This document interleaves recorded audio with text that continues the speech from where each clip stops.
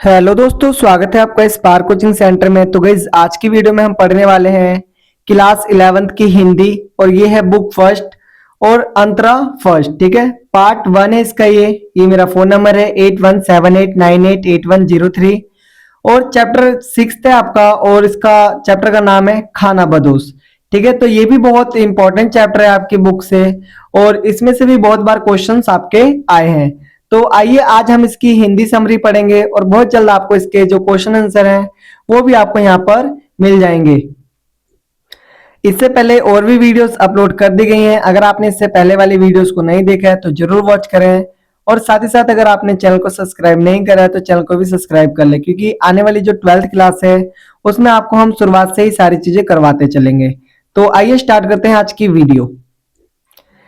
तो देखिए, बता रखा है खाना बदोश पाठ एक संवेदनशील सामाजिक रचना है। देखो, जो खाना बदोश है वो एक तरीके से क्या है, संवेदनशील सामाजिक रचना है, जिसमें लेखक ने खाना बदोश समुदाय के जीवन, उनकी कठिनाइयों और समाज द्वारा की जाने वाली उपेक्षा का यथार्थ चित्र प्रस्तुत किया है। मतलब कि जो खाना बदोश है, उनकी जो कठिनाइयां हैं, जो समाज द्वारा उनको जो उपेक्षा है, उसका जो चित्रण है ना, वो यथार्थ मतलब कि वास्तविक चित्रण यहाँ पर किया गया है।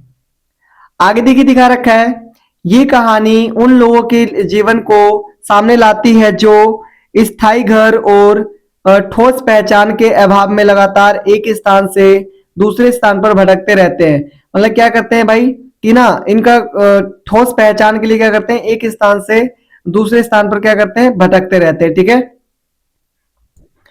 आगे देखिए, बता रखा है पाठ में खाना बदोशों के जीवन की सबसे बड़ी समस्या उनकी अस्थिरता को बताया गया है। मतलब जो जो खाना बदोश है उसमें क्या बताया गया कि जो सबसे बड़ी जो जीवन की उनकी अस्थिरता है ना, वो क्या है, वो बताया गया है। किसको?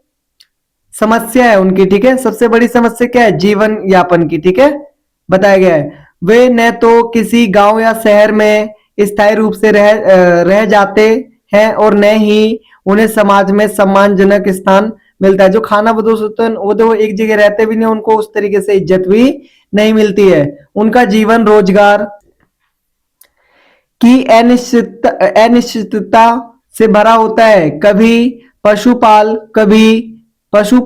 ठीक है, यहाँ पर पशुपालन, कभी छोटी मोटी चीजों की बिक्री, तो कभी मेहनत के सहारे वे अपना जीवन यापन करते हैं। इसके बावजूद समाज उन्हें चोर, अपराधी या अविश्वसनीय मान लेता है। जो खाना बदोश है, देखो उनकी इज्जत तो कुछ होती नहीं है।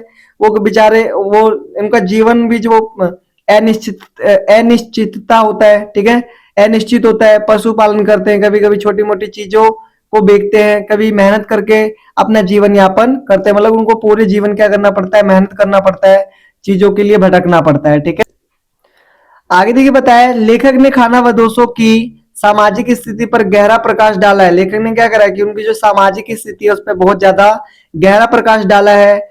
उन्हें न तो शिक्षा का अवसर मिलता है और न ही स्वास्थ्य या सुरक्षा की सुविधाएं।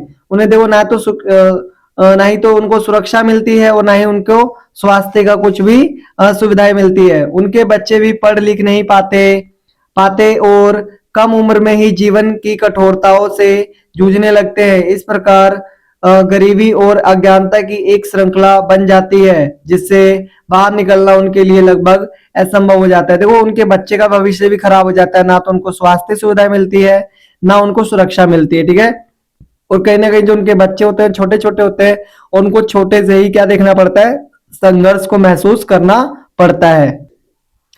आगे देखो, बता रखा है पाठ में ये भी दिखाया गया है कि खाना बदोशों का जीवन प्रकृति के बहुत निकट होता है। जो खाना बदोशों का जो जीवन होता है वो प्रकृति के क्या होता है, बहुत ज्यादा निकट होता है। वे खुले आकाश के नीचे रहते हैं और प्राकृतिक संसाधनों पर निर्भर होते हैं। देखो, कहाँ रहते हैं, खुले आकाश में रहते हैं, और कहीं ना कहीं जो प्राकृतिक संसाधन होते हैं उन पर क्या रहते हैं, वो निर्भर रहते हैं। फिर भी आधुनिक समाज उन्हें अपनाने के बजाय उनसे दूरी बनाए रखता है। फिर भी आधुनिक समाज क्या करता है, उनको अपनाने की चीज क्या करता है, उनसे दूरी बनाए रखता है। लेकिन इस बात पर व्यंग्य करता है कि लेखक इस बात पे क्या कर रहा है, व्यंग्य कर रहा है कि सभ्य कहलाने वाला समाज स्वयं अमानवीय व्यवहार करता है। जो सभ्य कहलाने वाला समाज है वो क्या करता है, स्वयं अमानवीय व्यवहार करता है, जबकि खानाबदोश जीवन में आपसी सहयोग और सामूहिकता अधिक देखने को मिलती है। और जबकि जो खानाबदोश होते हैं वो आपसी सहयोग बहुत ज्यादा होता है, उनमें सामूहिकता अधिक देखने को मिलती है। किनमें? खानाबदोशों में। ठीक है, ऐसा यहाँ पर बताया जा रहा है और हकीकत में ऐसा ही होता है। खानाबदोश पाठक केवल सहानुभूति तक सीमित नहीं रहता बल्कि समाज से प्रश्न भी करता है, क्या केवल स्थायी निवास न होने के कारण किसी को मानवाधिकार से वंचित किया जा सकता है? लेखक पाठकों को सोचने पर मजबूर करता है कि विकास और सभ्यता का सही अर्थ क्या है। यदि विकास के नाम पर कुछ समुदाय हमेशा हाशिए पर रहे, वह विकास अधूरा है। कह रहे, देखो यहाँ पर कितनी अच्छी बात की गई है कि देखो विकास का मतलब क्या यही है कि मतलब कि सभ्यता होना, मतलब बहुत ज्यादा विकास कर लेना। ठीक है, ये नहीं है। ये विकास का मतलब तब देखने को मिलेगा जब पूरा जो समाज होगा वो एक रूपता होगा, मतलब कि समता होगी, समानता होगी, तब जाके समाज एक हो पाएगा, तब जाके कहीं ना कहीं हम कह सकते हैं कि हम विकास कर रहे हैं। नहीं तो ये थोड़ी कि विकास का मतलब है कि आपने बहुत ज्यादा सभ्य हो गए तो आप बहुत अच्छे हो गए, नहीं। जब तक समाज में ये चीजें क्रूरता रहेगी तब तक हमारा जो समाज रहेगा वो विकास विकास विकसित नहीं हो सकता। आगे देखिए, ये मेरा फोन नंबर है। ठीक है, अंत में ये पाठ हमें ये संदेश देता है कि समाज को खानाबदोश समुदाय के प्रति अपना दृष्टिकोण बदलना चाहिए। उन्हें भी शिक्षा, सम्मान और सुरक्षा का अधिकार मिलना चाहिए। देखो अब यहाँ पर बताएगी कि जो हमारा समाज है उसको ना खानाबदोशों के प्रति दृष्टिकोण उनका बदलना चाहिए और कहीं ना कहीं उन्हें भी सम्मान, शिक्षा और सुविधाएं वगैरह देनी चाहिए। खानाबदोश पाठ मानवीय करुणा, समानता और सामाजिक चाय की भावना को मजबूत करता है,